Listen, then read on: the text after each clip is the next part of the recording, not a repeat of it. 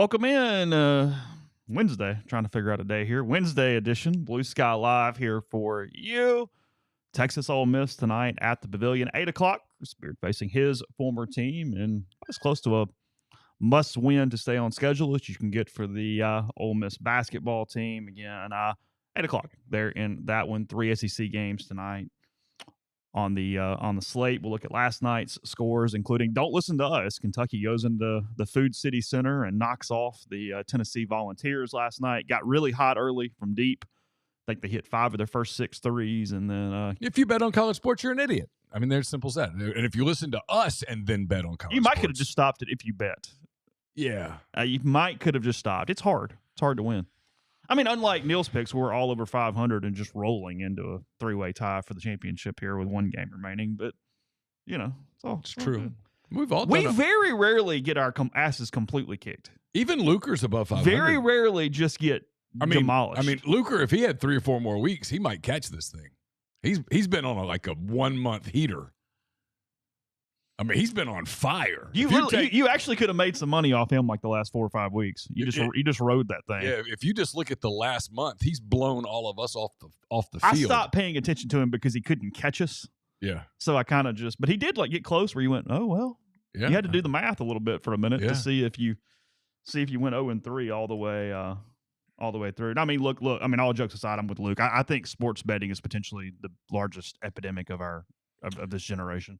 In a way, it's if you don't want to count social media. Oh, it's interesting. I mean, not to do a culture show today, but it's sports gambling and pornography. Yes, it's those two. It's sports gambling, pornography, and then the scary things, the pills. Oh well, that's the whole yeah. Those are the 3 things that terrify you. I mean, I saw Corey get on the board last week talking about some issues in Monroe County, the fentanyl everywhere. I mean, it's the one public service telling your kids. Not even Tylenol if you don't see it come out of the bottle and open it yourself. Right. Such an easy mistake that can be completely deadly in a minute. Yeah. Terrifying. So terrifying. I have stuff today. I didn't have time to change. So I didn't just get dressed up for the show. And if I dress up for the show, you have something right after too, though. I will not go to the gym. Oh yeah. That's my deal. And I already did that this morning to get out of the way because I knew it was whatever. So anyway, this weight ain't gonna lose itself. You don't just wake up one day and it's gone. No, God damn this thing! Look at that. Metabolism went nuts, and here we are. That'd be nice. Yeah. So all right, we will tell you about Blue Sky if you're coming to town for the game tonight, or just any time here locally in Oxford with the Oxford Exxon, or any Blue Sky locations throughout the state of Mississippi. They got Sweet Daddy's locations at a lot of those places as well. Barbecue, pulled pork, sidearms, desserts, and plenty more. And coming to you from the Clark Ford studio. We are Clark Ford's in Amory, Mississippi, 662-257-1900. Call that number. Ask for Corey Clark. Tell Corey what Ford product you're looking for. He'll send you a quote within 15 minutes in business hours. It's right to the bottom line. No hassle, no haggle. You get your quote. And the rest is up to you. You can shop that quote around. You can do what I've done, what I recommend that you do, what I'm probably about to be doing again fairly soon, and that's hop into a Clark Ford today. 662-257-1900. Guest join on the Campbell Clinic hotline from fractures and sports injuries to complex spine and limb conditions. The pediatric orthopedic physicians at Campbell Clinic in Oxford are the only specialized pediatric orthopedic team in North Mississippi, providing expert care for growing bodies. Visit CampbellClinicOxford.com to schedule an appointment or call 901-759-3111. So we got some feedback on the board. Your Mind on the Money episode, jugging into life a little bit this last episode. Yeah, for anybody who maybe hasn't listened because they don't listen for the finance talk every week. We got derailed right off the top and just ended up talking for more than an hour about it'll probably dovetail into our conversation later about the tailgating thing. In a way, it was just about, how you get busy and you're trying to make schedules. You try to schedule a trip or you try to do whatever and you don't do it. And it's, I don't know, the older everybody gets, in my family, especially in your family, everybody's family, the older you get, the more complicated people's schedules get. And it's kind of hard to coordinate things. And then you look at the price tag on something and it kind of intimidates you, and you're like, I'm not going to do that. We're going to regret. Is the worth the squeeze? And then probably when it's all over, I mean, if you listen to people who, it's morbid, but if you listen to people who like work in hospice and stuff, they'll tell you that nobody ever on their deathbed goes, I wish I'd saved a little bit more. Yeah. Worked a little more. I just didn't. Yeah, no, I mean, look, you and I were talking about this yesterday about there are people that are very clearly up at 5 a.m. and working until 10 a.m, sitting in front of a computer. That's what they do every single day. And I can't help but think as I go through this weird, awkward phase of life that I'm in right now, that there will be regrets on that. That you'll look back and go, God, I can't believe I did that. I mean, there's a value to work, obviously, but there's also a value in finding a way to get away from work. I had not thought about it till you mentioned it, and we'll get to sports in a minute, whatever. So you mentioned it yesterday when I was leaving of you get into a weird phase where there aren't grandkids, where you get into that complete, here's the next generation, and I'm doing the fun grandkid stuff and all the whatever, but the kids have left home and they're finding their own lives, and even just your transition to what your relationship with them is, because they become friends more than kids in a lot of ways and different things. And a lot of this is, I mean, I'll ask you to go over deep in it, but I mean, Carson's got his last regular season soccer game tonight. Yeah. I mean, I told you in a text yesterday, you'd put something out on social media of his soccer picture when he was like 4. And I was like, oh my God. Cause I mean, I remember him being that age and starting this process and this journey that, I mean, hopefully there's playoff games to a large extent, but there's at least one. But you kind of get a night tonight to, I was thinking about this on the way over. I don't know why. It just kind of popped in my head to savor it, because the game means nothing from a playoff standing standpoint. Right. The season's not over. They're not home or away, depending on what happens tonight in this game. You kind of get the last time to just enjoy a soccer game before you go to the park thinking this might be it, which is a different situation than tonight will be. Yeah, tonight means something for DeSoto. It doesn't mean anything for us. And you're right. Just a chance to go watch. You're just there. Just watch him play soccer. Yeah. Then next week on Tuesday, they'll play Starkville here. And you're a parent then, because it's over. Yeah. I mean, and then if we win, we almost certainly get Madison Central next week, which is going to be brutal. And I mean, and if we happen to win that, I mean, you go into that next week going, well, this is it. This is the last week. I mean, and I told you yesterday, I'll never publish it. It'll never get published. But I've written about 4,700 words about it, trying to process it on I'm not going to get all choked up here. I'm not. No, you're good. Every year the soccer schedule gets changed because we get cold. We get snow and we get cold and games get delayed. And whoever decided to schedule, hey, let's put the soccer season. Let's start it early November and run it through early February. I mean, nonsensical, but that's what we do. And so it always gets changed. And senior night was supposed to be a different night, and some games got moved, and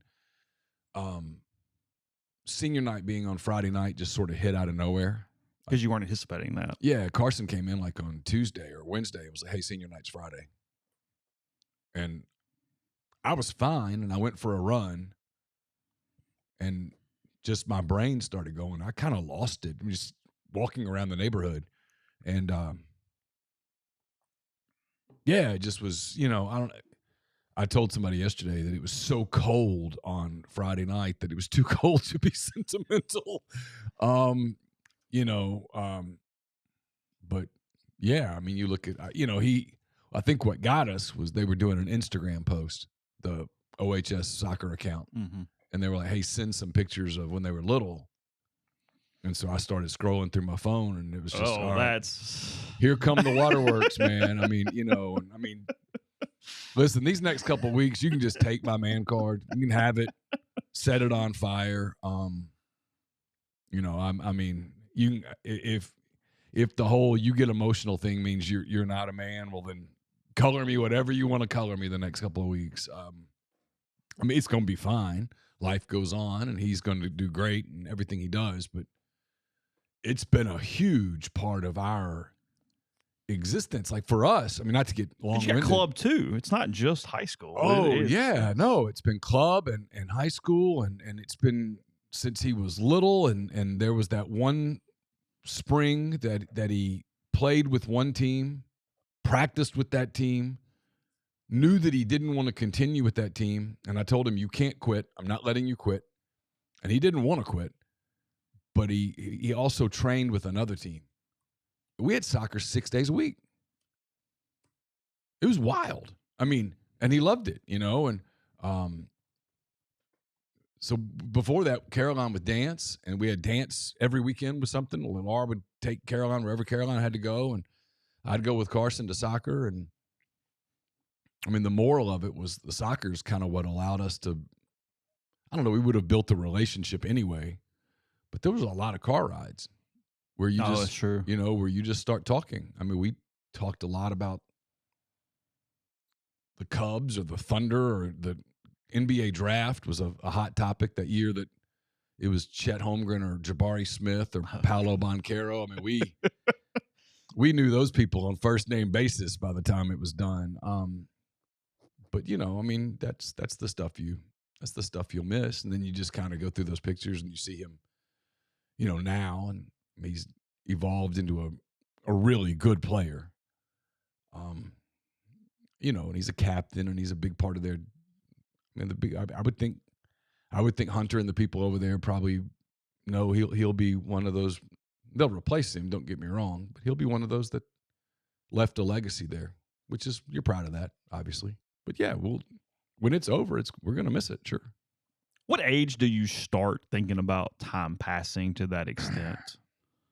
Because I mean, I do it with my 8-year-old to some point, but I mean, your head, time has passed because you go, oh God, they were 3, and you look through pictures and realize they were 2 and 4 and whatnot, and especially me who only has 1. But I also in my head go, yeah, but still more than half the time at home. Still, you know what I mean? Like there's just something mentally where you go, I don't know. I feel like though, as just every year a little more and a little more and a little more, and it starts hitting and hitting and hitting and hitting and hitting. So yeah, I don't know. I mean, I was when they asked for that, I asked Laura, I said, when did he start playing? And she was like, I don't know. And I was like, was he 6, 7, 4, 8? And I mean, because he's the youngest of 3. I mean, we were busy. Did a little baseball early. He did some baseball, and he loved basketball. He played basketball a lot, but yeah, I mean, soccer was very clearly. I can remember very early on one of his youth coaches coming up to us, because neither one of us ever played soccer. I don't know anything about it. Like before him, he just kicked the ball, run. I'm just now understanding some of the nuance of the game. But he came up to us and was like, he's really good. He's got some natural skill at this. You probably should find a higher level of competition for him. And there are sometimes that I regret not doing the Memphis thing, but it was just such a commitment. The Tupelo thing was a hell of a commitment, but the Memphis thing was just felt. And that had this fear. It's like the Lobos. Yeah, and they're good, and they develop. And I think he probably would have thrived, but there was this fear about 16-year-old son on Highway 7 all the time by himself. And I just... Not exactly the best highway for the late night drive back. There was this thing that gnawed at me about that. I mean, the Tupelo thing was difficult enough to be like, yep, go ahead. Mm-hmm. I drove him until he was almost 17. Because I didn't want him on that road at night by himself. DeSoto gets in like a 1 or 2. What happens? They're the 3 if they win or something? DeSoto's the 4 if they win. If they lose, they're done. Oh, so it is. South Haven's the 4 if they win. So South Haven is a big Oxford fan tonight, I assume. Okay. And that's another thing I'm going to miss, to be honest. Or get off the topic. People, this is not what people want to hear. No, yeah, it's fine. High school soccer in this state has come so far in 4 years. It's wild. I mean, I've become friends with the South Haven coach. I don't think he would object to me saying this. 2 years ago, they were not very good. They're good now. They're a handful. 2 years ago, Horn Lake was horrible. They're not horrible anymore. You got to play. I'm going to ask you in passing yesterday, just for what my little knowledge is through Carson and y'all and just kind of seeing stuff. I mean, it sounded like there's 7 or 8 teams that could win the state title if they got hot for a week. Oh, yeah. I mean, I think Madison Central could obviously win it. I'll never count Clinton out as long as Clinton's playing. Brandon, Ocean Springs, Lewisburg, obviously they won our district, and our district's brutal. Us, Hernando won the state championship a year ago, and especially when they get games at home, they're really hard to beat. It's and then some of the lower level schools. I'll give you an example. The coach at New Albany has done a phenomenal job. They are a very good high school soccer team. No, like 4A or 5A. Yeah, Pontotoc is good. There's a lot of really good. The level of play has increased dramatically. That's a compliment to the club play around. It's a compliment to the high schools. To OHS's credit, they built a beautiful facility that's for soccer.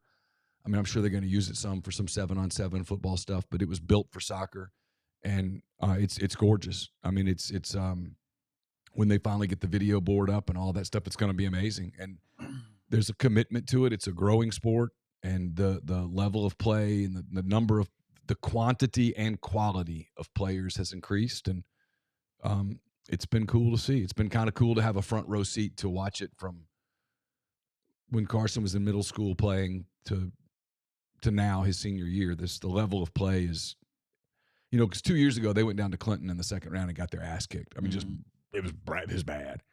And now I look up and, I mean, Clinton's still very good, but there's a bunch of programs that have got into their level. Gotten to them. I don't know if they've passed them, but they've gotten to them and, can beat them on a given night. There weren't too many programs in the country, in the state, maybe even in the country, that 2 or 3 years ago had a realistic chance to, if you played well, that you could compete with them. And that's not the case anymore. And it's not because Tyler Wade became a bad coach. He's a phenomenal soccer coach. It's just that there's been a commitment around the state to a lot of these programs, and you see it, and it's a lot of fun. It's one of the things I'll kind of miss. I'll still probably follow it, but I'll miss seeing it sort of day to day. Well, yeah, the periphery. I mean, I hear stuff in here. Hey, they beat who? You look at other teams and the schedules and the brackets and the whole deal. And I mean, it's fun. It's a huge part of what we like about sports in general. And it seems like from a secondary viewpoint that the JUCO programs have gotten a ton better too off of it. That they've really picked up into pretty damn good soccer at the Mississippi JUCO level. Well, I mean, I know a lot of the kids, for example, that are going to ICC. Because Carson's played with them, club or team or whatever, or played against a lot Oxford of them. and Tupelo. Yeah. I mean, they're good players, man. I mean, that group of kids being together on the field, they're legit. Mm-hmm. So. We'll get into basketball in a minute. But yeah, no, it's a good topic. Glad we talked about that a little bit. Go ahead and let's take a break just because I don't want to stop right and getting into to basketball for the day. So we'll come back in a second. First, if we do that, I'll tell you about Wendy's. If you've had Wendy's nugs dipped in sauce, if you've had them covered in sauce, and new saucy nugs, like the crispy and spicy nugs you love, turn them up to 11. Choose between flavors like buffalo, honey barbecue, garlic parm, or for your real heat seeker, try spicy ghost pepper. Only a Wendy's signature spicy nugs. I dare you. 7 delicious ways to try the nugs you already love. Pick a flavor, grab some napkins, and prepare to nug like you've never nugged before. For a whole new way to nug, it's got to be Wendy's at participating U.S. Wendy's. We're also brought to you by Comer Heating and Air, Southern Air Conditioning and Heating. This sounds crazy right now because it's kind of cold out, but it won't be long before you'll be making sure that air conditioner is ready to go. It will get hot here. I'm willing to bet on that. I feel safe betting that it will get hot in Mississippi here in the Memphis area in the next few months. So if you think that air conditioner might need a little work, might need to get looked at, now's the time. Get in touch with Comer in Southern. If you live in Oxford, Batesville, Tupelo, that area, call Comer 662-801-1777. If you live in Hernando, Memphis, or the surrounding area, call Southern 662-429-4429. Spring is around the corner. You'll want to get everything cleaned up, looking nice for the spring and the summer months. Check out Window Hero. From window cleaning to pressure washing, gutter guards, gutter cleaning, and everything in between. Window Hero has the experience, equipment, and expertise necessary to make your property look and feel brand new. They can make your business's exterior look amazing as well. Specialized equipment, exclusive cleaning solutions, and much, much more. Get in touch with Roby and Susan Allen at Window Hero. It's windowhero.com or 662-510-7070. 877. Are you retiring soon? How long should you wait to take Social Security? What accounts should you pull from first? Are you already retired? Should you consider Roth conversions? These are just some of the questions that can only be answered with the personalized retirement income plan. Andrew Sego Wealth Management specializes in helping folks just like you come up with their retirement game plan. Whether you meet at his office in Collierville or prefer Zoom from anywhere, schedule a free discovery meeting and see what they can do for you. It's rebelsretire.com. Also brought to you by Arnett's Fine Jewelry. They're a fourth-generation jeweler located in the old Lamons building. They're on North Lamar Avenue here in Oxford. They offer expert jewelry repair, diamond rings, wedding bands, stackable diamonds, basically whatever you're looking for, they've got it. It's also great for gifts. We've got wedding season coming around, Valentine's Day, we got birthdays, graduation season, which I really don't want to talk about, but that's coming up as well. Arnett's, they want to be your jeweler. Podcast also brought to you by NE Spark, the fastest, most reliable fiber internet option available. Whether you're streaming the Rebels or connecting with family and friends, they offer both residential and business packages with speeds of 2 gigabits. To earn more, register for service, nespark.com. NeSpark, get connected, stay local. All right. Basketball last night. Yeah, I'm not talking tailgating yet. I'm talking basketball first. Sorry. I'm not filibustering. We'll get there. I was like, so we're about to go from all sentimental to everybody getting pissed off. We're gonna just slowly slide down the curve here. We're gonna talk about basketball a little bit. Ole Miss, Texas tonight from the Pavilion. We were off on the line, 6.5. Yeah, we were way by off. Rebels tonight on that one. So Ole Miss by 6.5, over under 141.5, so around 70 a pop. They're in that one. Also games tonight. Number 1, Auburn is at LSU. Auburn favored by 12.5 with an over-under of 148.5. And then Alabama and Mississippi State tonight from Humphrey Coliseum. The Tide 1.5-point underdogs to the Bulldogs in Starkville tonight. Oh, yeah. 165.5. Big over-under tonight on the Tide and the Bulldogs. Alabama does not score under 85 very often, so I wouldn't touch that game with a 4,000-foot pole. I have no idea. Yeah. No clue on that. What's your gut on the Ole Miss line? 6.5. That just feels like a big number. I think Ole Miss wins a very close game. But is Morrell healthy? Do you get any minutes at all? I mean, I know he's not healthy, but do you get any minutes? Does Dre Davis? I mean, Ole Miss, it's why. Who guards Trey Johnson? I put some stats up this morning, and then I got done, and I went, they're not that team right now. It's almost insignificant because Morrell's not the Morrell from early in the year when they built a lot of those stats. They're scuffling a little bit. It's a gut check game for Ole Miss after losing the Texas A&M game the way they did. You didn't play bad against Missouri, just got beat. Yeah. But one you need, you're the better team. Texas's flaws are kind of your flaws too. We talked about that. They are really bad at rebounding. Mm-hmm.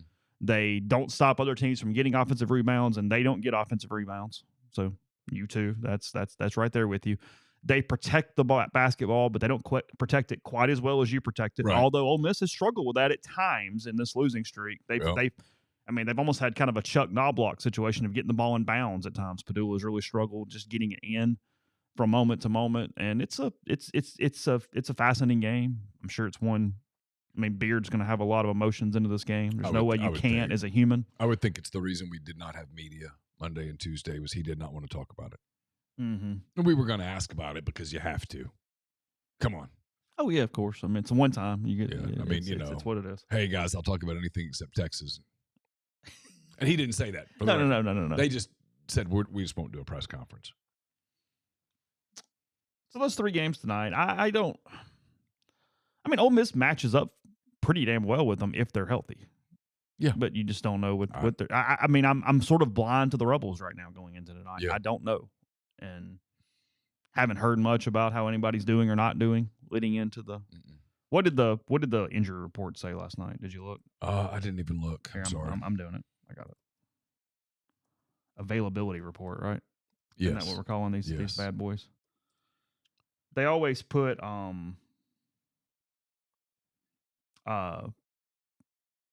like notable players' old numbers on the reports. Have you noticed that when you looked at them?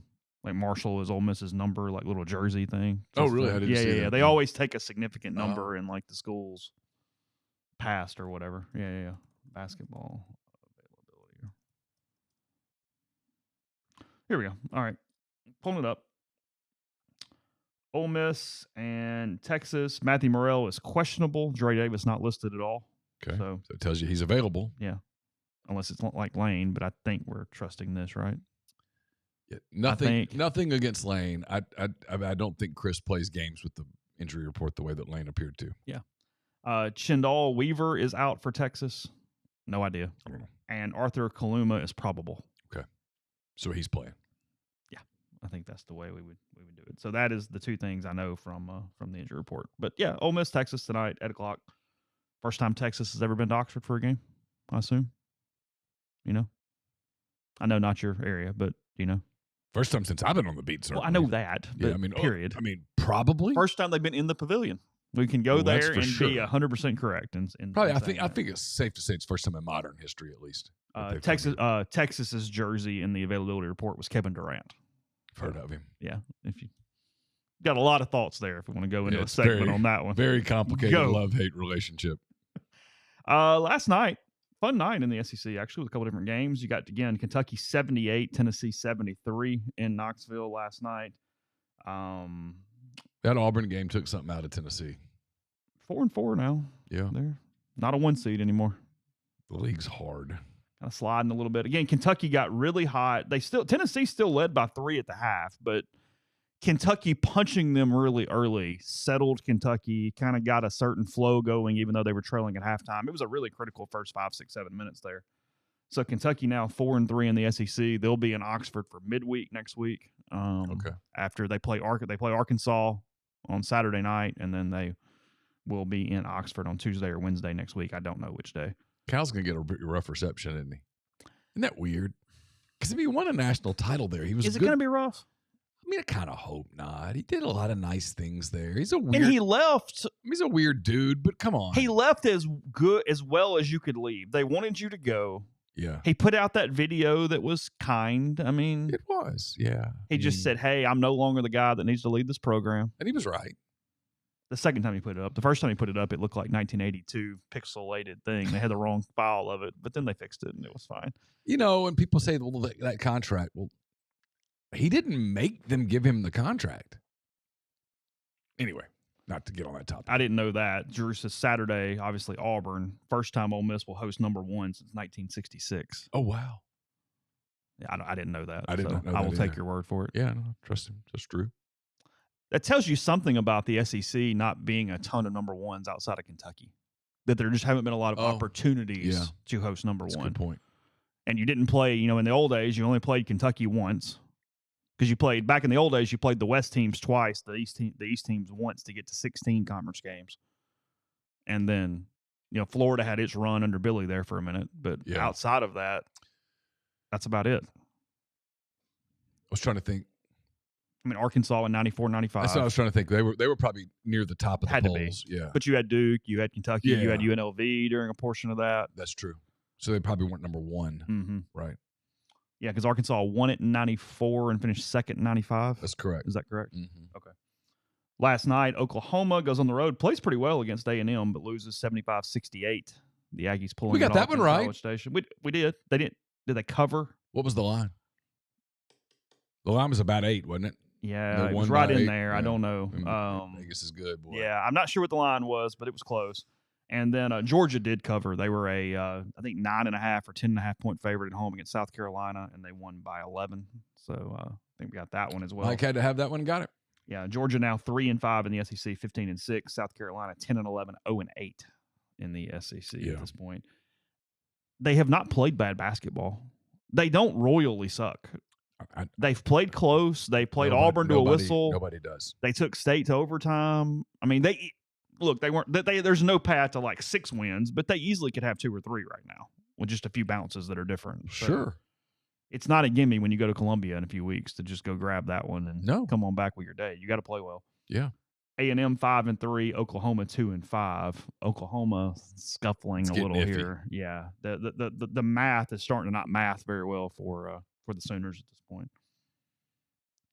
Yeah, late 80s into 90s basketball was a really good era in college. Mm-hmm. That is a really, really good era when you talk about, because you had players for 4 years. I mean, not Christian Laettner stayed at Duke 4 years. Shaq stayed at LSU for 3. Would not think. No. Shane Battier stayed at Duke 4 years. If we got Cooper Flagg for 4 years. Or 3 even. Yeah. Grant Hill stayed at Duke for 4 years. Mm-hmm. Didn't he? Or 3? I don't know. No clue. A lot.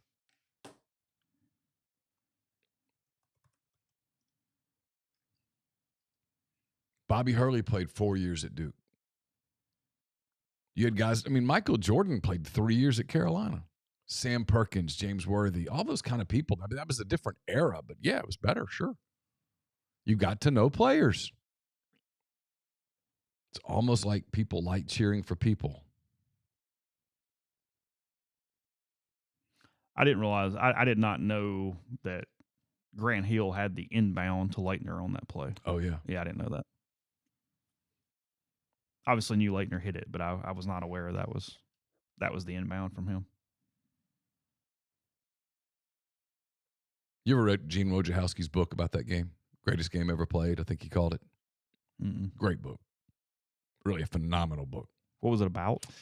Just about all the stories around that game, all the people involved. It was really good journalism where you talk about everybody's got a story.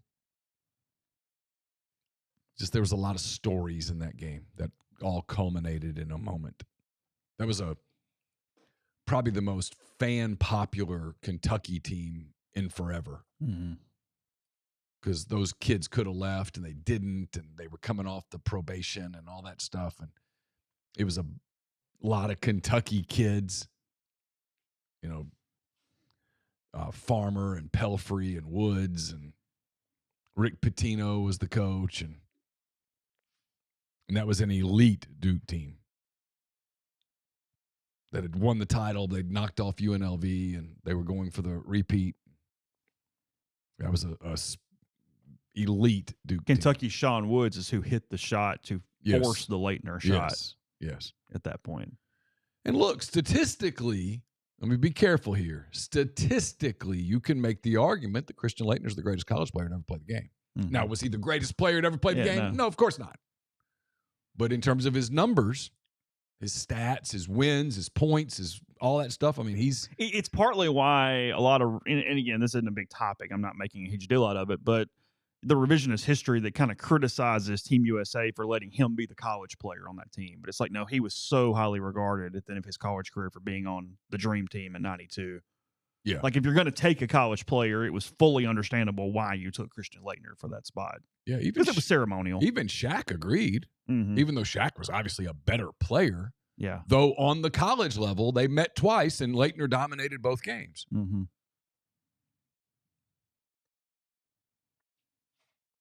Drew says, for whatever reason, Ole Miss played number 1 Arkansas in the Pyramid for their home game in 94.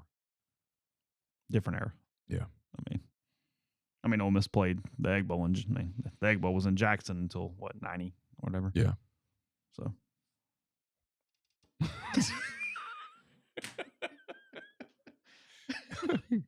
Go Big Blue. Just go Big Blue. Go Big Blue. Trying to calm him down. Get him a big win last night. Yeah. Cheer up. It's fine. Big win. It's all good. Grant Hill was on the 96 Dream Team, or whatever you want to call them. The part 2. Yeah. For the Olympic gold medal team in 96. Yeah. They were not chopped liver. They kind of get forgotten, but that's still pretty stacked team there in 96. Before Grant Hill's injury, he was a superstar. We did. We watched every game because there wasn't a ton of stuff on. You just watched basketball and you watched who was there. And again, 3-4 years, you learned the players so much.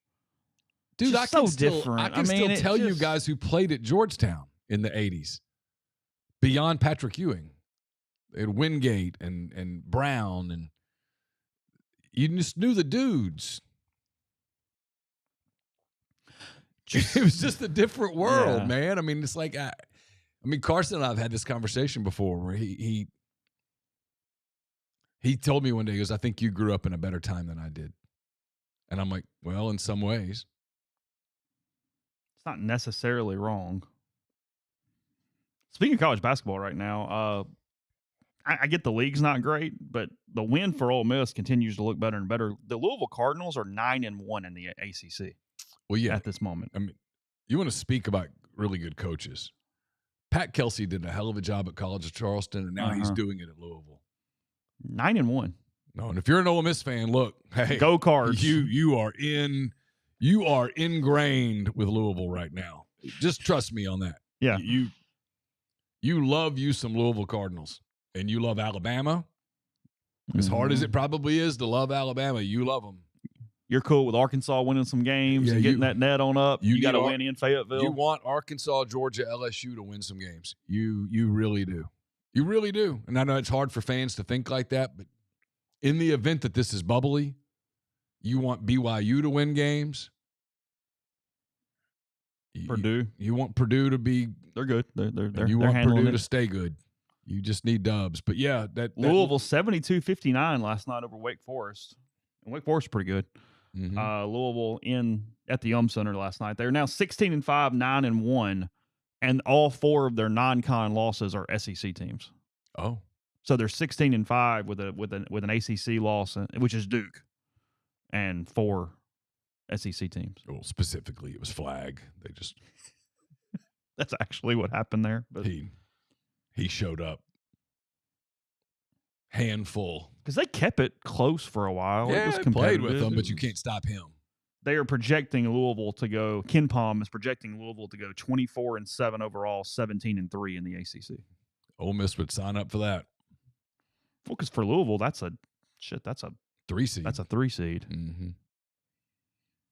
Yeah, we talk about Ole Miss maybe doesn't have a Batman. Duke's got a Batman. Has a Batman. And that center's pretty damn good. He's good too. He gets left out because of flag. And then there's the other kid, Kneipel, I think, okay, who they talk about being a mid first round pick if he comes out. Yeah, Louisville's losses are Tennessee, Oklahoma, Ole Miss, Duke, and Kentucky. They've beaten everybody else. Hey, credit for scheduling. And the rest of the way, kind of up there with Auburn almost because the ACC is bad. The rest of the way, their Ken Palm percentages of winning, 79, 90, 96, 70, 64, 82, 84, 68, 92, 82. Not a lot of L's in there. No. Just show up and play. And God, the ACC is falling. They don't have money. And here we are. It's not complicated. It's not a book. I mean, it is kind of complicated, well, but okay. Your point's taken. Yes. I don't disagree. Brass tacks. It's not complicated. Yeah. It's that statement's complicated. Okay. But yes. Fair. No, it's. Did you see? You're not wrong. I'm just saying. I'm asking the stream here. What did the Oakland coach do to the ref to get suspended? Do you have any idea? No. So I was reading about it this morning when I was looking for topics because I wasn't sure exactly what we're talking about today. And you walked in and I had it ready to roll. I figured you were like probably. I was hoping he was oblivious to this. Yeah. So the Oakland coach, the Horizon League came out and said that he's reprimanded for the way he treated officials. I think he was suspended even, which doesn't happen a ton. But the footnote of that was the Horizon League has also suspended the official for the rest of the season. Oh. So I'm like, hold on a minute then. He was right. Was there a physical altercation? I don't know. I haven't seen it. And I checked the tweet, and because it's the damn Horizon League, fans don't give me the information it would if it was an SEC ref and we had Kentucky fighting about it. So I don't know. But, yeah, they announced it. I'm trying to find it real quick. I wonder if he had physical contact. Because even if the ref's wrong. It had to be physical contact. There's nothing else there's nothing else that would have done that. Let's see. Yeah, they suspended Oakland men's basketball coach Greg Campy. Is that the coach that won the games like last year? Is that him? For Thursday's game against Green Bay for engaging with an official in a manner that violated league operating violations and is unacceptable during a recent matchup with Robert Morris. The league adds, related, a significant officiating error occurred near the end of the game, and the responsible game official will no longer work Horizon League games this season. Oh. So the official made a screw up. He must have made physical contact. Because I'm guessing he didn't accuse him of sucking something and that getting you. Oh, that is completely true, Grind. I knew that, and it just completely blew my mind. I forgot yesterday. It's not the SEC. The opposing team gets the check on court stormings. Oh. Yeah, that is completely right. Because we were making the Ole Miss joke that they could just pass the checks back and forth and send them straight to the schools, the other school that actually owes it at the end of the day, because everybody was storming on each other. Yeah. Yeah, so you just go ahead and send it over to them. It's fine. Yeah. It's all good. So yeah, I don't know what he did, but that did pop up. And also, last couple things here, and we'll talk about tailgating after the break. I was reading a lot of, and probably something to ask Jeffrey one day. We don't have anything else going on, but Ed Scott, the new Memphis AD, it's making a lot of sense with stuff he says. I've just kind of caught periphery a lot of things. That'll get him fired. We don't do that here. That's not the way this operates. It's whatever. But he had a sense of humor with media. Like, I think he knows their place, but in a way to try to progress it as much as possible. Like, I don't pay a lot of attention to Memphis. Was he firing himself? What's he doing? Well, he might get fired over this one, is because you can't even mention the bad things in that job and whatever. Like, whatever, you can't talk about whatever. And somebody was like, hey, have you had a hard time hiring or promoting toward Memphis because of any of the bad stuff or whatever? And I think it was Calkins. His reply back to Calkins was, we don't have to worry about that. You write it all for us every day. So they see it. And then he went into, no, we talk about the positives or whatever. But I thought we'll dig there. Just a little dig. But they I don't know. I kind of thought those teams are just screwed in this era. There's nothing they can do. But yeah, he has been, his outwardly thing has been pretty impressive. So okay, just a little note there. Something for J-Dub later. I don't know. Drew said not getting to coach against Doug Gottlieb is the real punishment. That's true. It's not. It has not gone well for Coach Gottlieb. It's Green Bay, isn't it? It is. So he's at Green Bay. Woj is the general manager of the Bonnies. Yes. Is that correct? That's correct. Okay. Probably not a bad gig. I mean, I'm assuming Woj put some money back. Yeah. Well, yeah, they're not paying him much at St. Bonaventure. I mean, there was a story that I read about him, and it was just, he just got tired of being on at all times. Well, that. I mean. I still contend Schefter schedules tweets to look like he's up in the middle of the night. Well, I don't blame him if he does. I don't either, but I think that's what he's doing. Because there's an expectation of those people that you don't ever. I sometimes wonder if he gets something at like 10:45 and sets it to be tweeted at like 3:50 in the morning. I mean, could. And then who used to be one of the big shots, kind of the up-and-comers, Alex Klein, now the GM at Syracuse. Used to be the scout thing, worked for the Pelicans for a while. And kind of came up as a teenager through some media circles and different things. Might have even worked for Rivals at one point, really early. Did, yeah. Winter hired him for a little while. Okay. Yeah. Yeah, he's the GM for Syracuse now, running their program. How about that? He was a scout for 2 different NBA teams, or even like a executive. I don't remember. But I think the Pelicans were one of them, but I don't recall the whole. So they fell off because he left. I'm assuming since he no disrespect to the Orange, I'm assuming since he ended up the GM at Syracuse, that was not that critical of a loss at the time. But got it. I could be wrong. I mean, no, I hate to paint with a wide brush at that point. All right, we'll talk the topic du jour in a moment. Before we do that, tell you about Prize Picks, the best place to get real money sports action with over 10 million members and billions of dollars in awarded winnings. Prize Picks has made daily fantasy sports accessible to all. You just pick more or less on at least 2 players for a shot to win 1,000 times your cash. Run your game all season long on Prize Picks. The big game is almost here, and it's now or never. Don't miss out on the last football game of the season with Prize Picks. The best place to win cash while watching the big game. Prize Picks is also giving away a free pick for the game where one of your starting quarterbacks only need to throw for 1 yard to win. If you're correct on one other stat projection, you can win real cash. Sign up today, get $50 instantly. When you play $5, you don't even need to win to receive the $50 bonus. It's guaranteed. So if you think Jalen Hurts, Patrick Mahomes throw for over 250, A.J. Brown catches more than 85 in the game, you are already on the way to winning with Prize Picks. You do that again by downloading the app. Use code MPW to get $50 instantly when you play your first $5 lineup. Prize Picks. Run your game. Call Argent Welts 401k Advisory Services team today. They'll conduct a complimentary, no-obligation benchmarking and analysis of your current 401k plan. Mention that you heard about Argent Wealth on Blue Sky Live and receive 10% off your first year's fees. Also brought to you by John Edwards, Regency Travel Incorporated in Memphis. If you are planning a trip for this spring, this summer, that you want to be one that creates a lifetime of unique memories, get in touch with John. Give him some parameters. Give him a budget that's really important. He'll give you some options that you just might not find on your own. 901-494-3387 or Jay Edwards at regencytravel.net. Get the beautiful, healthy smile you deserve at Corinth Dental. Dr. Bubba McQueen, Dr. Jenny Beth Hendrick are devoted to restoring and enhancing the natural beauty of your smile using conservative, state-of-the-art procedures that will result in a beautiful, long-lasting smile. From routine checkups to advanced treatment, including implants and Invisalign, Corinth Dental is here to help you achieve your smile goals. Schedule your appointment today. Take the first step toward a better version of yourself. It's corinthdental.com. Are you a displaced corporate executive wanting to put your career in your own hands? Are you an experienced entrepreneur looking to diversify? Either way, Andy Ludicky can help. He owns multiple franchises and businesses. He uses his expertise to help others find their American dream through a very thorough and free consultation process. So call Andy. Put your life and your career in your own hands. It's 100% free. You've got nothing to lose. Find your perfect franchise at myperfectfranchise.net, Andy at myperfectfranchise.net, or you can call him on his cell, 404-973-9901. We're about to start talking some tailgating. So whether it's because this conversation makes you want to drink or whether you're thinking about tailgating, get Parrish Brewing Company. Listen, if you're going to be pissed drinking, at least drink good beer.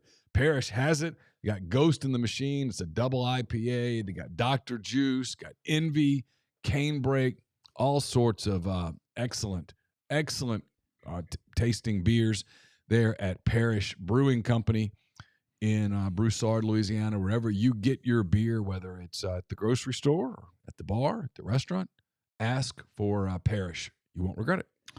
The Declaration of Independence Center for the Study of American Freedom is located on the Ole Miss campus and aims to explore and examine the fundamental and founding principles of the United States of America. The center offers an academic minor in freedom studies and scholarship opportunities for Ole Miss students and bring along lots of networking potential, including this week. They have events all the time. To learn more, contact Rankin Sherling at freedom@olemiss.edu or visit independence.olemiss.edu. It is a really good label. It's a great label. The Parrish, the Ghost in the Machine. Yeah. It's a really good label. Got the hops and the skull. It's good. Yeah, parrishbeer.com. There you go. 1 R on Parrish. So, all right. I'm trying to sort it a little bit, and you probably need to moderate to some extent, but I think I can actually help here a little bit because I don't know enough about how all of this works to be truly educated. I watched the reaction. And I don't know everything. There's going to be some things that, because I haven't put up a tailgate, or I haven't been a part of a group that put up a tailgate since college. So, but I mean, I know enough people. I have a general understanding. But first, couple things off the top. For anybody completely under a rock from last night, the tailgating companies, and we say that we mean the vendors who put up people's tailgates and charge them game or annual fees to do so. Kyle Thornton and 7 South's been with us for a really long time over the years. They put up tents, they put up TVs, they do everything or as little or as much as you want, and they handle that process for you. Okay. They do their best to guarantee spots and all that things. It's a full service situation if you like it from a lot of these vendors. In the past, prior to this season, they have had to pay very, very, very, very small fees of some sort to the university to do this type of behavior, but it's been minuscule is the word that has popped up to me multiple times. I do not know what that means. Okay. I have no idea. There's been talk for a long time about monetizing the Grove in different ways. This is not a new thing at all. There was a few years ago where I've never even asked Keith, but he did an interview with what was essentially a plot behind him on a board, and I think indicated he didn't realize it was there at the time. He was just doing a Zoom in his office, but the Grove was like mapped out in a way, and people assumed that's what it was referring to at that point. But what's happened in the last couple of days is, I guess the university has contacted, and anybody can correct me if I'm wrong in the stream here, has contacted vendors and told them that there will be a per tent fee for the early rush, if you will, to put it up, for the ability to put it up, that the vendors will pay a fee per tent per game this season for that process. I have been told $150 per tent per game. That is the number that has been told to me multiple times by multiple people. So how does this kind of work with a lot of people? I know you have a lot of friends at tailgate. This is not my world. Yeah, right? One more thing is that I'm going to talk about anything I know for sure. I understand our reach, so I'm going to be a little careful to say something and then it's, hey, they reported it and it's going to be impossible to put the toothpaste back in the tube. Right. I understand that. And Ole Miss is going to release this in full context and explanation within the next few days to a week. Like, they are going to put something out on this. So what happened yesterday was some of the vendors began I guess Ole Miss has told the vendors what the process will be, and then the vendors started immediately altering prices, telling their customers, and preparing for next season with that information in hand. Okay. Yes. All right. So I haven't been to a tailgate in the Grove in at least 17 years. Okay. I know it's huge. Mm-hmm. How does it typically work? Because groups sort of come together and tailgate together, correctly? Say MPW Digital is going to put a tent up, and we're going to use Kyle and 7 South to tailgate for us next year in the Grove. Okay. All right. So me and you and Jeffrey and Siski and Rippy, we got 5 families. Okay. We're going to figure out, okay, how many tents do we want? Maybe we need 2, maybe we need 3, maybe we need 1, but how much space we want in here, what we want to do. Okay. So we get the tents, we buy the tents, we contact, again, I'm using Kyle for sheer example because he's worked with us for a long time. We call Kyle, we call 7 South, and we go, hey, we want to put a tent up. Here's kind of the general area we'd like for that tent to be in the Grove, if that's at all possible. I'm going to give you all of our supplies the way I would do it. Again, you can do as much or as little as you want, but the way that I would do it with you is I'm going to get our chairs. I'm going to get our tents. I'm going to give it to Kyle at the beginning of the season. Mm-hmm. He is going to charge us a per game fee or a season fee to all we do is show up on Saturday, go to our spot, and everything's already set up. Okay. So at some point prior to that, all his team would put our stuff up.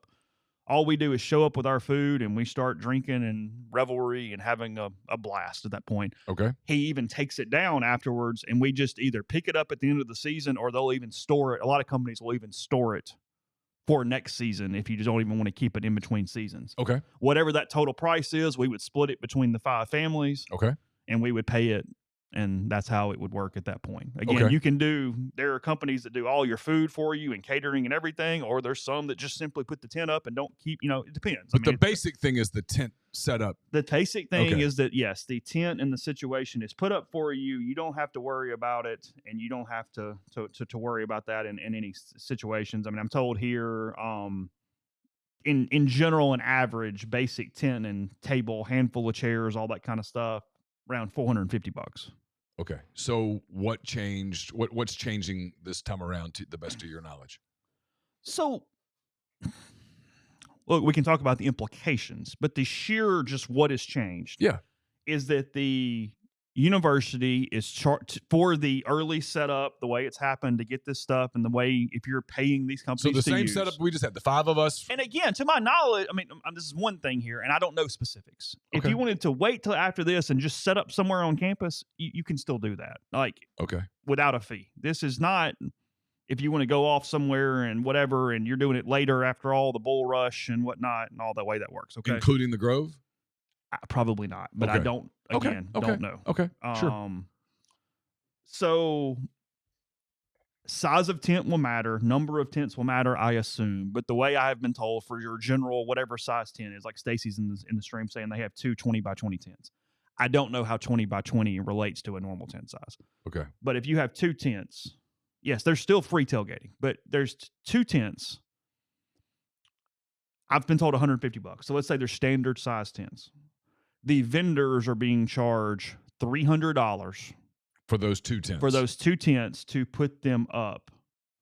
So $150 a tent. Correct. And so obviously they're going to raise their rates. They're not going to eat those expenses. Yes. In general definition, the vendors are having their fee from the university increased to $150 per tent to execute this. Was told by one person there'll probably be some sort of tag or something that shows this. I don't know.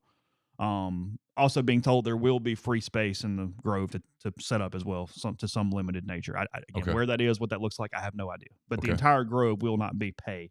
Obviously, the premium areas would be at that point.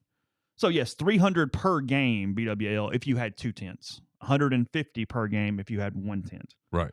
So for a group that had 1 tent and they want to do it for all 8 home games, $1,200. Okay. Quick math tells me that is correct. 2 Good tents, $2,400, $336. We guy on the board said he had 4 or 5. Then suddenly it's 48, 6,000 total. So if you have 5 tents, $6,000. That is correct. Okay. Yeah.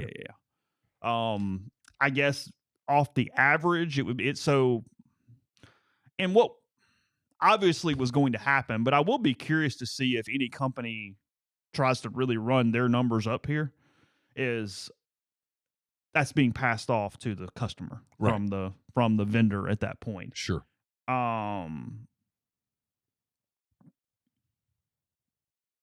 So to whatever degree that will happen, there'll be a lot of vendors that go, nope, we're just going to take the 150 and we're going to put it on you. And now if you were paying 400, you're paying 60, whatever. I don't know. I mean, whatever that number is at that point.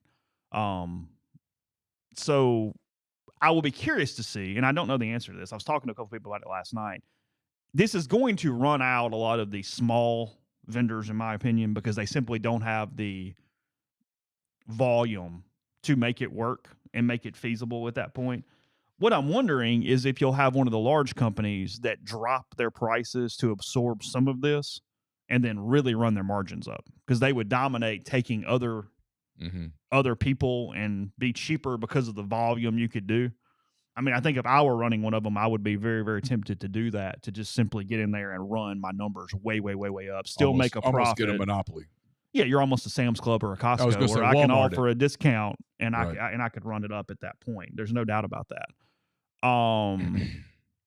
So, but you see a lot of people where this is, I mean, it's a greater conversation of anytime you do these things, and this is coming, frankly, there wasn't a lot of backlash compared to what you could have seen. This is coming on the heels of some parking changes, some costs with parking on campus for athletic events in the last week or two. Some pretty drastic increases, right? Yeah. And you're talking about just one more thing. It's like just wondering, for every person, there's something. Yeah. So is this it? Maybe not. Maybe you can go 5 more things and 10 more things. Maybe it just doesn't matter.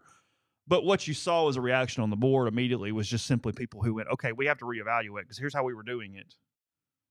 And now this is a totally different structure and what that looks like. And, the university for a long time has allowed the vendors to have a really, really, really sweetheart deal. And when you shift that, the expectation is that it remains in that way in a lot of ways. And it was the first time, at least on our message board, rebelgrove.com, part of the Rivals Network, you can still sign up. The prices never go up. Same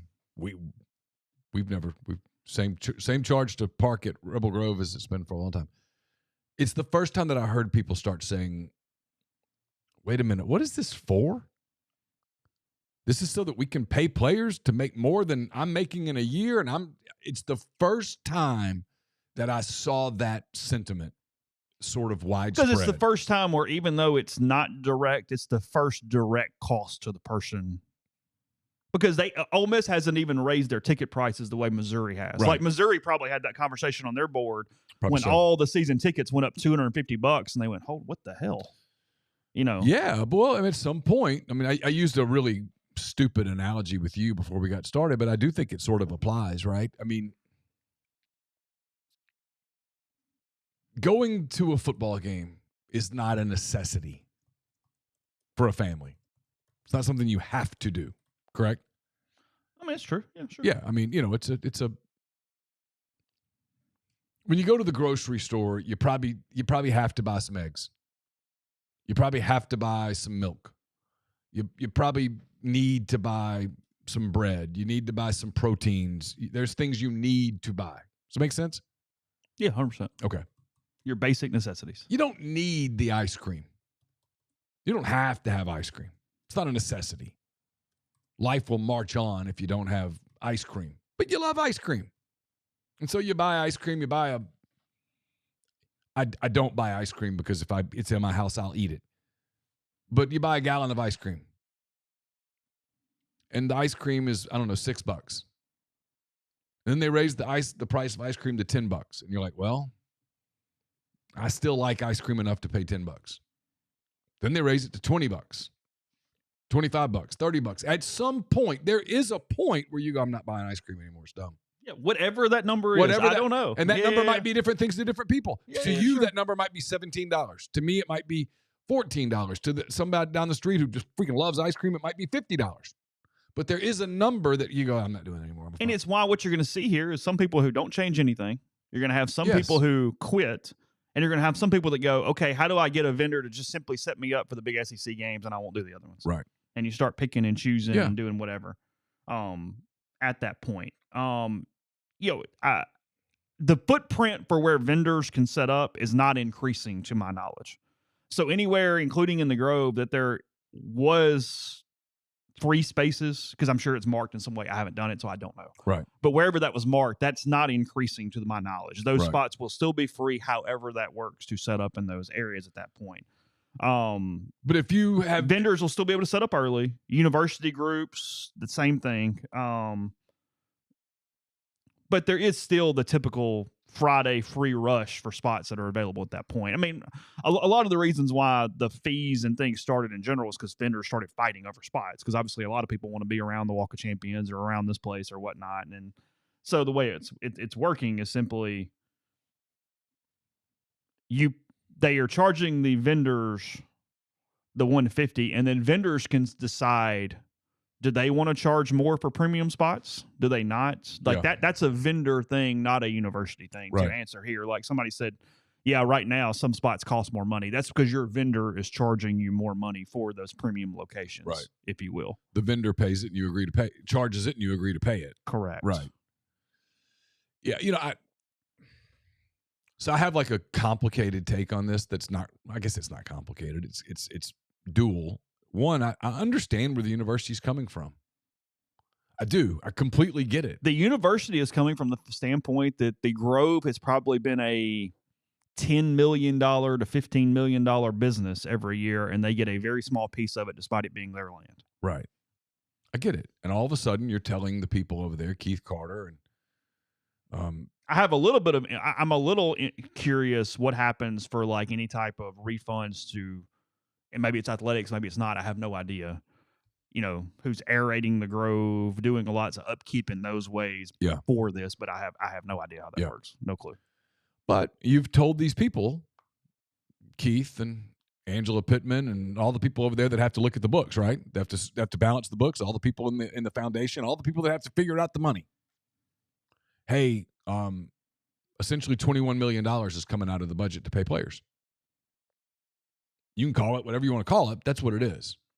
You can call it rev share, and you can argue about the merits of whether players should get paid, whether they shouldn't get paid, whether they're getting paid too much. You can argue that stuff till you're blue in the face. Go for it. But the reality is they're having to find that money. And so you got to find it somewhere. Oh, and you can't do the common sense things. Because like if you and me go to the grocery store and we got a budget, right? And I say, all right, well, the cost of ice cream's gone up and I still want ice cream. Mm-hmm. All right, well, hey, you know what we're not going to buy this week? We're not buying cookies. Or, you know what? Instead of buying the Jif, we're going to buy the Kroger brand peanut butter. We're going to save some money here and there.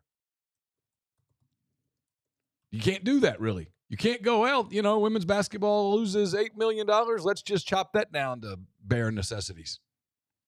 You really can't do. You have Title IX. There's a lot of stuff going on. It's a complicated thing. I'm sure that if they're listening to this, they're like, yeah, it's really damn complicated. You have no idea, and I will submit that they're right. On the other hand, I saw someone on the board. I assume it was a he. It may have been a she. But this person said, we come over to all the games and we're in the Nashville area. It's a full weekend. You don't have to be a genius to do the math on, you got to buy tickets. Now you got to pay more for parking. Hotels are expensive. Going out to eat's expensive. Everything's expensive. It's a commitment, right? And one of the things that draws them is the Grove. The tailgating, they get to see their friends. I'm not part of this world, obviously, but I hear about it. Sure. Everybody tailgates in a group. That's their group. Build a lot of bonds, memories, et cetera. Right? Yeah, of course. Yeah. Well, there comes a point where with those people have lives too. They got to go to the grocery store on Sunday. They got to get ready for the work week. Little Johnny's playing club soccer. Little Jenny's playing club volleyball, whatever the case may be. You just can't. So, I mean, some people can because they're doing incredibly well, but most people live on a budget. And if you keep adding things to the budget, you've got to start making decisions. You got to start making decisions. I mean, if you've got a budget of $200 at the grocery store and you've been used to spending $5 on ice cream, and now you got to spend $25 on ice cream, Chase, you got a decision to make. You have a decision to make. Now, you can make that decision, and that decision might be different for different people, but you have a decision to make. And I think the concern, if I were the hand-raised guy in the room about some of these things, and this is complicated. This isn't exclusive to Ole Miss, is what happens when we squeeze out? I don't really know what this term means. I'm going to use this term. I kind of hate it. I'm like wanting to hit myself for using it. When we squeeze out the middle-class fan, what happens when they don't come back? What happens when we lose these people, when that family in Nashville stops coming 7 times a year, and now they just come twice, and then after a while, they're like, you know what? Let's go see the Titans instead. And yeah, not exclusive to Ole Miss. This is anywhere in the country. Everywhere. But I'm having to use a local example to make our point. Okay, so sure. Keep that in mind. Yeah. I mean, I was texting somebody this morning, somebody who spends a good bit of money with Ole Miss in every way, has season tickets to multiple sports, somebody who in the past has made fairly sizable donations at that mid-level. I mean, not something crazy, but definitely something they could do with their family with that money. There's no doubt about that. Of course. And what they were talking about was because of the way Ole Miss has grown, because of so many ways, and it all being out of state in a lot of ways. And that being an experience where a lot of out-of-state kids come in, their parents come in, and they spend the weekends with them, and they put the tents up, and you do all that stuff. And again, this is any school. Mm-hmm. What you're doing is driving out a lot of your local support, because that's where the middle class comes in. Again, hate the term, but where we are here. Yeah. People who are really sacrificing to make those things, it's people from very close by in a lot of ways. Because in general, a lot of your out-of-state students, their families are probably a little more higher income a lot of times. Like, that's kind of what the numbers have shown to this point. And they're not as affected by this because they're, A, not doing every game, and 2, they just have more means to justify it. So in a lot of ways, if you are harming anybody at any of these schools by doing this, it's a lot of your local people that you're actually hitting on this, that are trying to decide, well, I mean, I just live 45 minutes away. Am I really doing it? It's fun. It's awesome. But is that what I'm doing?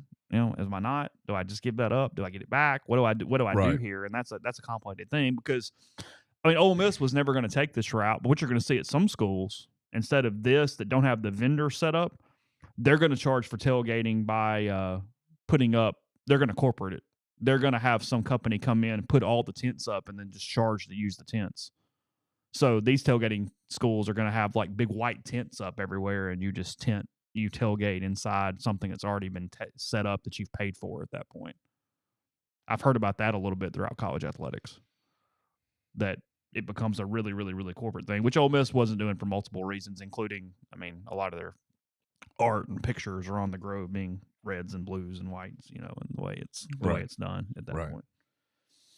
Eric, thanks for the super chat. Says I'm going to start a GoFundMe for MPW tent. If we raise enough, you'll have to go live there before or after the game. I'll donate the bourbon. You cannot go live after the game. Matt Jones learned that for the Kentucky game this past season. He was told nada.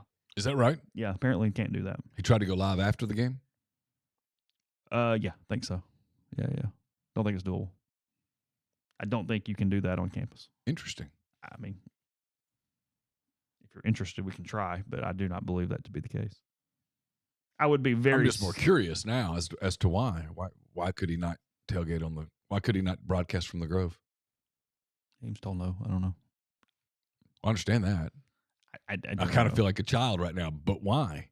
I would be terrified of the internet being good enough and being able to do that. Like, I would have my own hang-ups at that. Because your answer to this is because I told you so. Which is, I don't know. I'm just telling you what he said. When Judy McCready said, I told you so, I was good enough. Amen. But now that I'm 55 years old, I'm like, why?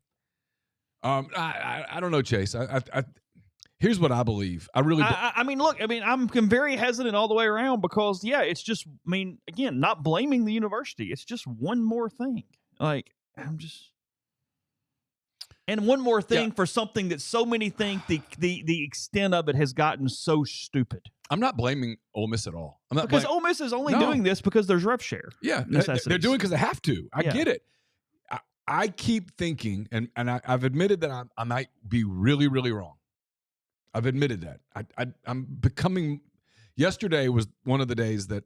Yes, Neal wants to do the tent now because he's being told he can't do the tent now. If you tell me I can't do it, I'm like, well, no, wait a minute. They invited him and rolled out the red carpet, he'd be like, I don't know, I'm good. I'm fine. All right, there's probably some truth to that. That's sick, but it's probably true. But all right, here's my point, though. Yesterday was I told you this was the first day I kind of saw some of it, and there was no validation. It was like, oh, I told you. It was none of that. It was just, interesting. Because I keep waiting for people to go, man, some of this is kind of stupid. This isn't what it was meant to be. And we're not even talking about winning and losing for a minute, right? But the people that grew up going to Ole Miss games or Alabama games or Florida games or whatever. We were talking about Ole Miss. We'll make it Ole Miss. The people that grew up going to Ole Miss games with mom and dad or Uncle Johnny or whatever. And they went to the Grove and they tailgated. They went to the stadium. That's what it was about. They cheered for the same guys for 3 or 4 years. Even if they lost, those were still their guys. Don't tell me that's not true because I've watched it. Yeah, sure. I've watched it. And now you're starting to take a lot of that stuff away. You're charging people. And again, I don't blame Ole Miss at all. I've been saying for years, I think you probably have to monetize the Grove, especially if you've got to produce $21 million to pay people. I get it. 1,000,000%. If I were a hand-raised guy in the room, I'd be like, yeah, we got to do something. That being said, you can't just go on and on and on and on before people go, no, wait a minute. What are we doing? We're some guy who makes, I don't know, Chase, let's use a number. Some guy who makes $150,000 a year. Okay? Mm-hmm. It's pretty good money. Yep. Maybe between the two of them, the couple, they make $250 a year. Okay? Damn good money. Good money. Good money. Got 2.4 kids. Got to pay for club soccer or club football, club baseball. A lot of club baseball in Mississippi. Lots of it. Lots of travel baseball. Agreed? Yep. Got travel volleyball. Maybe you got cheer. Maybe you got dance. Maybe your kid's doing taekwondo. He's 4 or 5 years old. You're just kind of finding some things to do. Everything's expensive. You got to pay for food. Got to go to the grocery store. You want to take that trip to Disney because the kids won't be little forever. Like that picture of Carson when he's just that little guy with his little thunder cap on. He's not that kid anymore. The years get away from you. You want to do that trip. Well, at some point, that same couple goes, now, wait a minute. Who are these kids on the field and they're making more than we make to play football? Oh, and their education's paid for? We got to pay for little Johnny and little Susie to go to college. You don't think there's going to be pushback? Here it is. I've kind of waited on what was the breaking point. And I think breaking points might be different things at different places. But I do think there comes a point where people look at it and goes, this is crazy. The system wasn't set up for this. And so you can argue, well, kids deserve to get paid. I do think it's a legitimate question to say, well, do they deserve to get paid or do they deserve to get paid for their name, image, likeness? Totally different. Because I think those are two different creatures. Yeah. And I think here you start to see, at least on rebelgrove.com, some people kind of starting to go, yeah, I'm with him. There's a difference between name, image, likeness, and you're making a little money, and hey, the only way you can get this kid to come be a backup linebacker at an SEC school is to pay him $200,000. It's totally different because it's the point. I think you and I just had this conversation off air, so if we're repeating it on air, whatever, it's fine. Is talking about the fair market value when NIL kicks in addition to rev share. Right. And, we were talking about, and we thought we had a point in one way with Diego Pavia. And you went, okay, what is his market value? And it changes so much because, hey, when he beat Alabama, his market value went up. His Q rating went up. He was worth more. So, the big bad NCAA, how are they going to let that happen? Because he's going to be whatever. And I was talking to somebody the other day who goes, well, I mean, if it really went up, then somebody's going to be willing to pay it on a corporate level. Because the only way that if you're doing real NIL, yes, then you have a real easy way because, hey, Terry Thompson Chevrolet, by God, wanted Diego Pavia to advertise for his car and pay an extra $100,000. Yes. There is a business expense that comes with that. It's not just the collective going, you know what? He beat Bama, so, hey, here's $650,000 now. Woo! I keep waiting for the schools to go, no, it's not worth it. Totally different. I mean, yeah, this is dumb.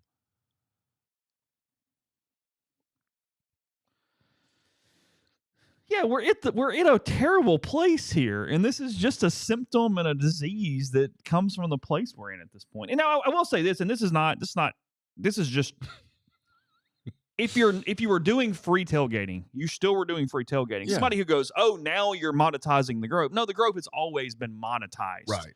It's not cheap to put tents up and chairs up and whatever and get those locations. Yeah. The money might be going up a little bit or a lot of it, and it might be shifting to the department from the vendors. But you've already been paying. Don't act like you've been doing it for. It's kind of like you go, well, I mean, I can't believe ESPN is charging now. It's like, yeah, you've been paying ESPN $3 in your cable package for a while now. There is no free lunch. Right. You're just shifting where it's headed. I've had that. I had that conversation when I was speaking to a journalism class, and one of the kids made a comment that I'm not going to pay for media, okay. And I went, do you have a phone? And he was like, yeah, and I was like, paid for the internet. I was like, can you just show me the apps? Because you paid for that, and you paid for that, and you paid for that. Do you have internet? He's like, yeah. I'm like, do you have Wi-Fi? He's like, yeah. I'm like, well, you paid for that. So you do pay. I get your point, but you're wrong. Yeah. Right. But so there's some semantics here. That's why I was curious. Like, how does it work? What do people pay? What did they pay before? But now the excess price is the university going, hey, we've got to get some of this, and I don't blame them. I get it. They're putting a fee on the vendors, and the vendors will turn around and they'll put a lot of that on the clients in a lot of ways. And so what you wonder about is, does it become corporate now? Does the Grove become, because I sort of view the Grove as this sort of organic friends and family giant picnic, if you will, right? Giant family reunion each week. Does it become super corporate? And I don't know. Maybe you. I mean, have a better sense of that. It depends on your definition of corporate, because where a big portion of it is paid for lack of C-Spy or Coca-Cola. No, I don't anticipate that. Bank. No, I don't think we're anywhere near that. I think if you want to talk about a trend that you can like or not like, it's not my opinion. I don't care either way. Okay. For you to decide. It's whether you're comfortable and you think it's okay. As it gets more expensive, it becomes more out-of-state student parents, and you get run out on a lower level from a finance standpoint, and it changes in those avenues because it just prices out a lot of people who can't do it, that would have done it, that really did enjoy those 7-8 home games, and that was a huge reunion type situation for them, but that was the straw that broke the back. So it becomes a rich people's playground. Oh, 100%. Yeah. And I think you're already seeing that. I mean, I would assume you're already seeing that to some extent for a couple different reasons. Some people like to avoid some of those areas just to get away from students and quite the chaos. So they set up somewhere else for probably price and comfort reasons, if you will. It's actually a way to. You're trying to decorporate it in a way, but make money in that at the same time. I mean, it's 100% something that you have to have a good bit of money to do. Yeah, I mean, I'm not saying it's wealthy, but yeah, you're not just running over there and getting it done. And the prices have gone up a lot over the years. I mean, it's not cheap. I mean, you're already a rich person's playground to some extent, whatever your definition of that would be, sure. Obviously. But and it's why you go in with a bunch of groups, try to get more people, trying to split the cost. It lowers cost down, sure, to some extent. And this still would do that, but I don't know. I'd love to talk to one of the vendors. I mean, if somebody wants to come on the podcast, let me know. I'd love to talk about ways that you try to meet in the middle and where your demand fits your whatever and how you kind of see it. I mean, I'd love to have that conversation. So anyway, we'll come back to it. We'll finish it up in a second. First, tell you about themanthing.com. They are in Madison and Brandon, 601-607-7869, or in Brandon, 769-241-9012. They want their patients to remain as healthy and as strong as possible throughout the aging process. They optimize testosterone, improve sleep, reduce inflammation, treat insulin resistance, and plenty more. So you make your appointment and go see them. Go check out the website again to see all they have to offer. That's themanthing.com. We're brought to you by Easy Hemp Co. Easy is a hemp-infused sparkling water. It's guilt-free, alcohol alternative, a natural way to relax and unwind. It's all natural, made with real fruit, no added sugar, low-calorie, gluten-free. One 12-ounce can of Easy has 3 milligrams of THC. With Easy, it's easy to avoid the gummy scare, control your experience. So change the can, not the ritual. It's easy. Visit easyhempco.com to view the Easy Finder to find Easy near you. Easy is Farm Bill compliant with hemp derived from THC, CBD extracts. Easy is for people 21 and older. Enjoy responsibly. I'll have a mailbag to you later today. It's brought to you by Art Hayes, Sotheby's International Realty. Are you thinking of making a move? Put the power of Sotheby's to work for you. As a licensed agent with Sotheby's and a supporter of all things Ole Miss, Art can help you buy or sell in your hometown or anywhere in the world. No charge to you. Seriously. So call and ask Art how. 612-805-5929 or email him at arthur.hayes@lakesmn.com. We'll have picks to you next week. One last game, the big deciding game. It's our Super Bowl, too. It's brought to you by Kaiser Flooring.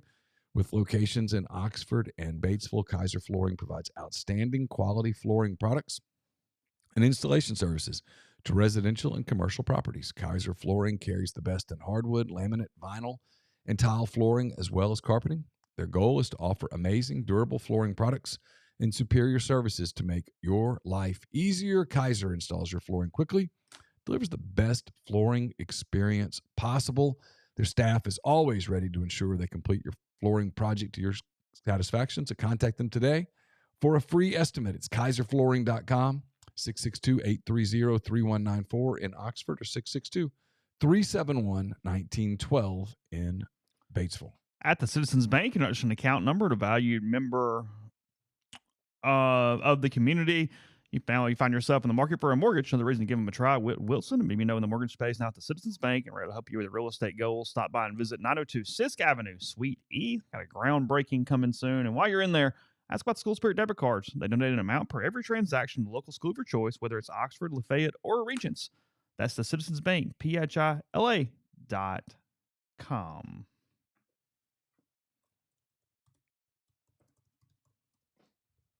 What else you got? I will in a second. Something a little critical for a second. Oh, okay. Yeah, you're good.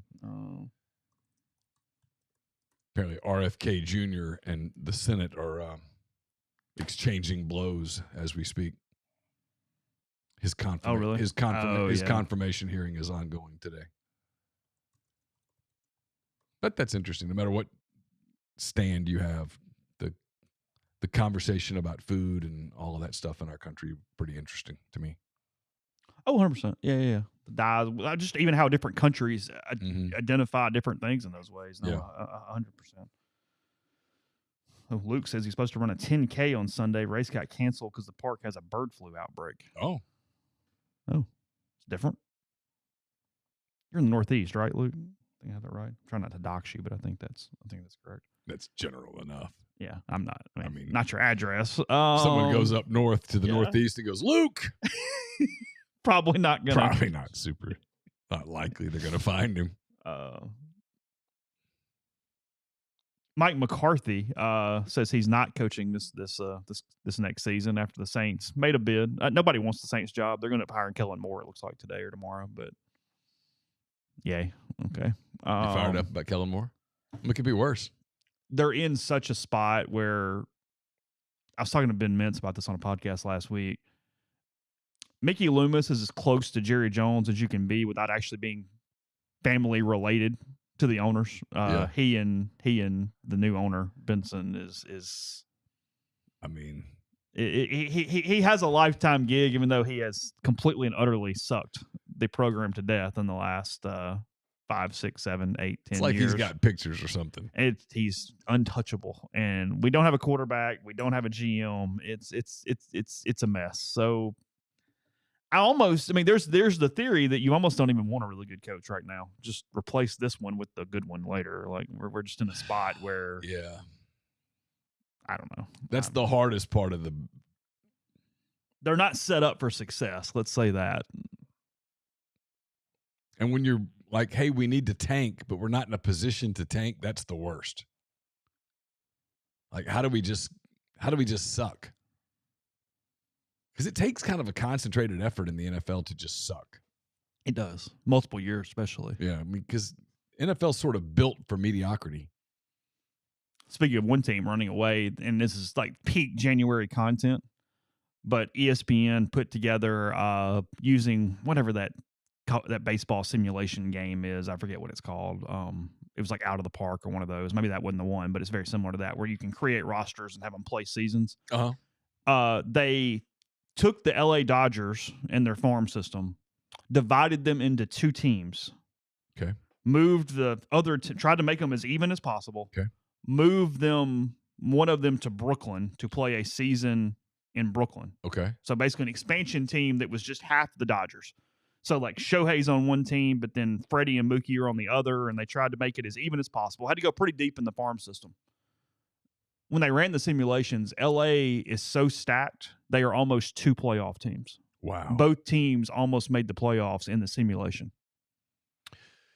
You know, the part that I don't get with the Dodgers, and I'm going to need a financial person to explain this to me, and they'll have to do it really carefully and slowly because I'm not smart. All the deferred money. Yeah, I know. Like, explain that to me like I'm 5. How does that work down the road? Because it seems like it's a handcuff eventually. I don't know right? How it's not. Eventually? Although I just read a story, and I don't have it I can find it. Baseball, another record year of revenues. Regionally, it's so strong right now. Regionally, it's just it's a dynamo. Let's see if I can find it. Super Bowl ads to cost $8 million this year, by the way. Speaking of dynamos. Yeah. Another record year for Major League Baseball revenues.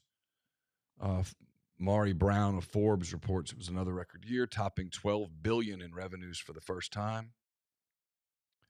Per Forbes, league gross revenues were in the $10 billion to $11 billion range from 2016 to 2022. And then that's excluding the pandemic year. And then jumped in 2023 to 11.6, 2024 to 12.1 billion. Attendance increases account for a good deal of that improvement. Some of that is they're saying fans really like the new rules.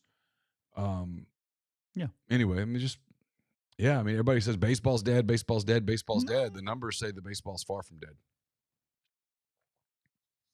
It's just different. It's regional. Just different. It's completely regional. Yeah. You like your team and your division. Isn't that kind of how everything is now, if you think about it, though? Well, because we're more niche by the day. That's what I mean. In everything we do. I mean, I'm even that way with the NFL. I know way more. I mean, I'll keep up with the Saints, know some stuff about the Falcons, Panthers, Bucks. Sure. You ask me some not even minutia, some general stuff about the Steelers. I don't know what's going on with them. Yeah. Not unless it came across because all the media sites now allow you to pick your teams, pick your sports. Yeah. So, like, when I go to The Athletic, I don't see things about the Steelers. I see the things about my teams on the front page because that's how they set it. Yeah. Unless I'm reading it in a newsletter for the podcast, I don't know what's going on. They don't make you – it's where – I don't want to dox my friend who said this because he probably doesn't want to be, but I think he's right. The biggest difference is just it's all the information at your fingertips makes it where you know less. Because you don't have to sort through an hour of SportsCenter to find out to get the Saints highlights on Sunday. Remember, that was must-see viewing. Chris Berman, rumbling, bumbling, stumbling. There's none of that really anymore. You don't need that. See, fastest 2 minutes in football. He did the little quick recap. I live in North Mississippi, and if I want to watch every Seahawks game, I can do it. Mm-hmm. Yeah, maybe Sammy. Maybe you're right. Maybe I need to get Martin. I need to give Martin about deferred and what it means. Explain deferred money. Yeah, I think it's a good idea because I have no clue. Yeah, I don't know what that looks like. So, all right, we'll wrap there. Hope all of you have a wonderful day. Ole Miss, Texas tonight, 8:00 from the Pavilion. Covers rebelgrove.com from that. Rebels 4-3 in the SEC. Badly need a win tonight against the Longhorns. So we'll have coverage. We'll talk about that. Be back with you with Jeffrey tomorrow for another edition of the show. So take care. Have a good day. We'll talk to you then.